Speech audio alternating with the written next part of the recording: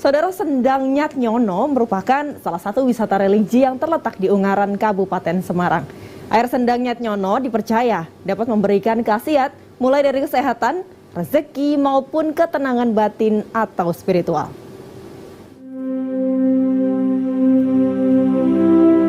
Kabupaten Semarang menyimpan daya tarik wisata yang sangat beragam. Salah satunya adalah wisata religi berupa Sendang Keramat, yaitu Sendang Kalimat Thaibah atau yang lebih populer dengan Sendang Nyat Nyono.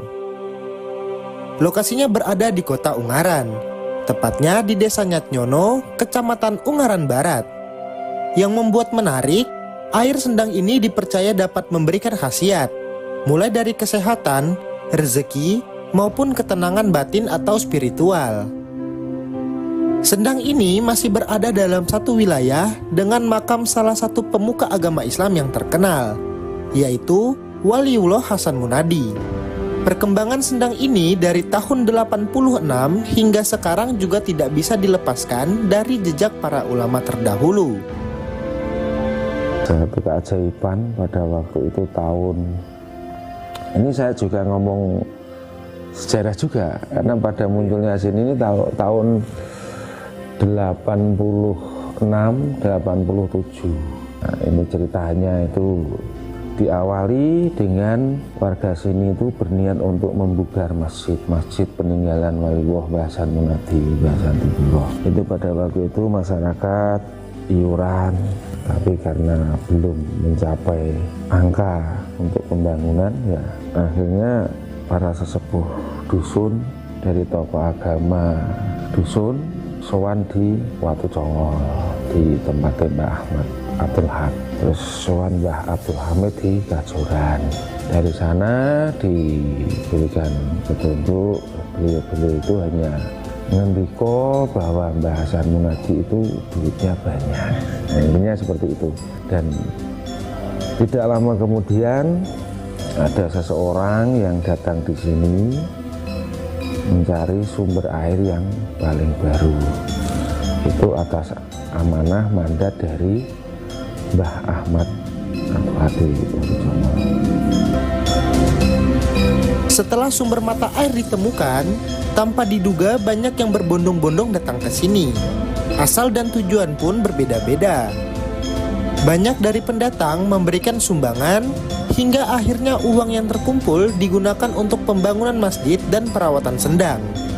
Tapi kan ya memang kalau ada orang yang tidak percaya juga kita tidak bisa menyalahkan kan. Memang kalau dipikir logika kan tidak masuk. Itu terpulang niat kita. Niat kita itu berikhtiar mandi di sini itu mau apa? Apakah sakitnya biar hilang? Karena juga faktanya banyak sekali orang yang sudah divonis dokter, sudah kehabisan biaya, mandi di sini diberikan kesembuhan oleh Allah. Bila hendak mandi, maka harus mengikuti tata cara yang ada di sini. Selain itu, pengunjung juga harus menaati pantangan yang ada, seperti tidak menggunakan perhiasan, tidak telanjang, tidak sedang datang bulan, dan tidak buang air kecil di wilayah pemandian. Kalau mau dibawa pulang, itu penggunanya ya baca Fatihah 7 kali, sholawat Nabi 7 kali. Terus mohon pada Allah apa yang diminta. Terus air itu juga bisa dibawa, misalnya kata rumahnya jauh, tambah aja itu dengan air biasa. Tapi jangan sampai habis, asalkan air yang dari sini masih ada. Dan sering saya sampaikan pada para pengunjung, jangan sesekali minta sama air, mintanya sama yang di atas, Gusti Allah.